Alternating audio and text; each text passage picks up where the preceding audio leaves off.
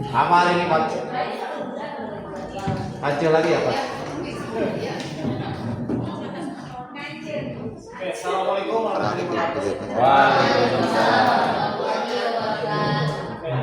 Nama saya Muhammad Solihin.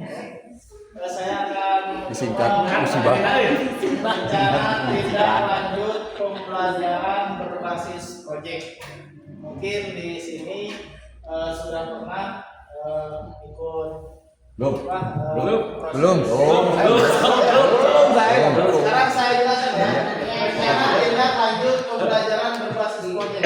Pembelajaran berbasis proyek adalah pendekatan pembelajaran yang melibatkan siswa dan dalam proses yang mengembangkan dan menyelesaikan proyek itu sendiri. Jadi dari siswa oleh siswa kita hanya membimbing saja. Contoh pembuatan kaos. Meningkatkan pemahaman konsep, ya. Jadi konsepnya ditingkatkan dulu, memahami dulu sebelum melangkah lebih jauh ke pengembangan keterampilannya dan mendorong kreativitas. Dua, meningkatkan motivasi belajar, ya. Kemampuan memecahkan masalah dan biasa aktif.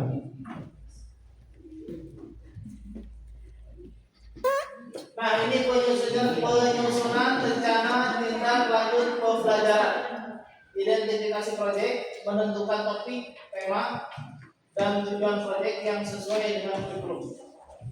Kedua, tahapan proyek. Membagi proyek ke dalam tahapan yang jelas dengan target dan waktu yang terdefinisi.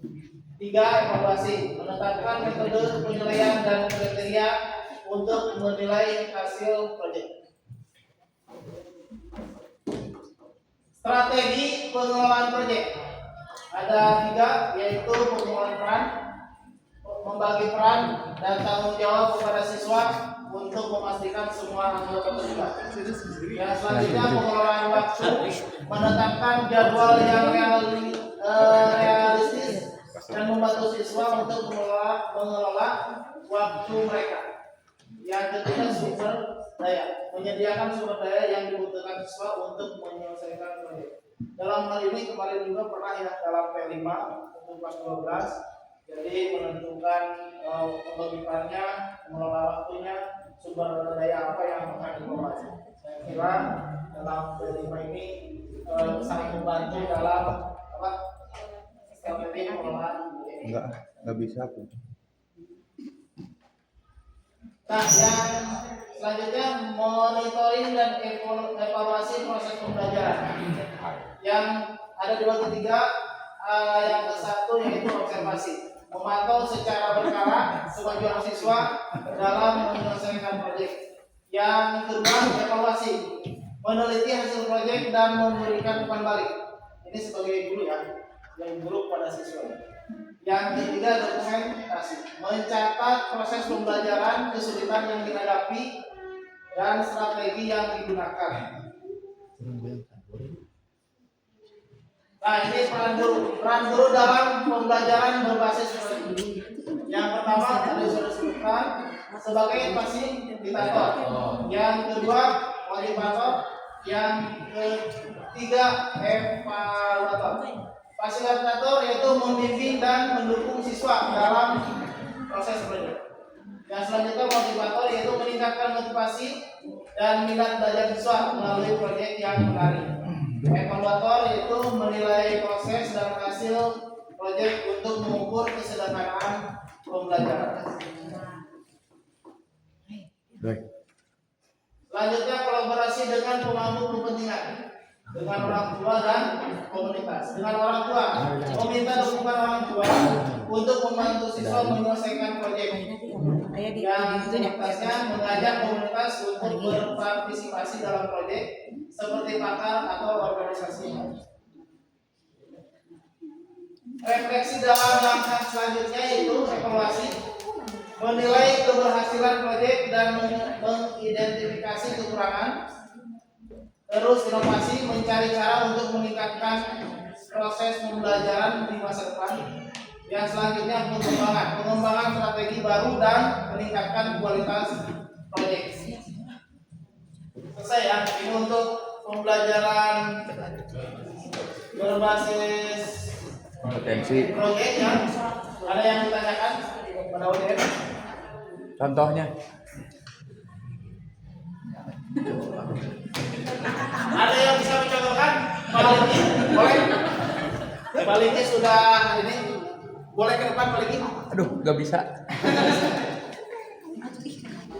Lihat saya kan.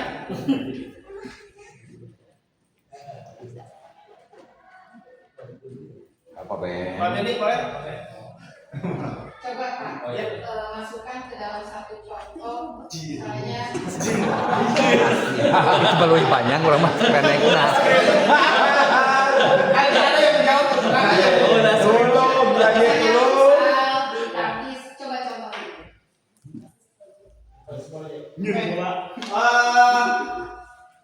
Semuanya jadi nanti.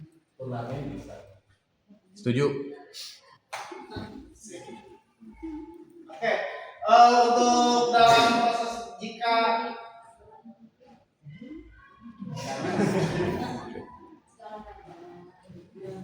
dalam olahraga ya berbasis proyek itu gini, ketika anaknya berkumpul untuk menciptakan sebuah turnamen, mereka merancang sebagai panitia, merancang apa, mulai dari kegiatannya, anggarannya, terus jadi pasti itu pelaksanaannya bagaimana, dan terakhir hasilnya bagaimana. Mungkin hasil kejuaraan. Ya, ada lagi yang tanyakan, Bu? Cukup ya? Ya, Ya silakan. mungkin dari saya bukan bertanya, Ya, tapi penambahan. Ya. Iya boleh, bagus sekali. Terima kasih Pak Benny.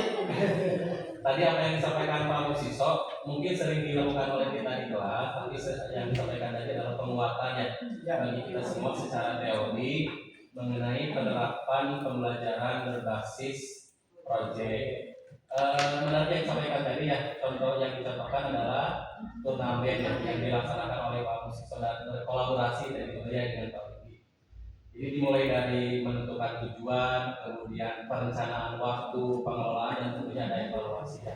Dan fungsi guru tidak terjun langsung, tapi di sini sebagai tiga dari saya sebagai fasilitator, memfasilitasi siswa untuk melaksanakan kegiatan turnamen, yang kedua motivator supaya semangat dari panitia anak tetap terjaga, dan yang ketiga mengevaluasi. Nah, evaluasi di sini bisa diaplikasikan kepada anak untuk memperbaiki turnamen pada saat itu mungkin besoknya, atau pembelajaran bagi guru di masa yang akan datang.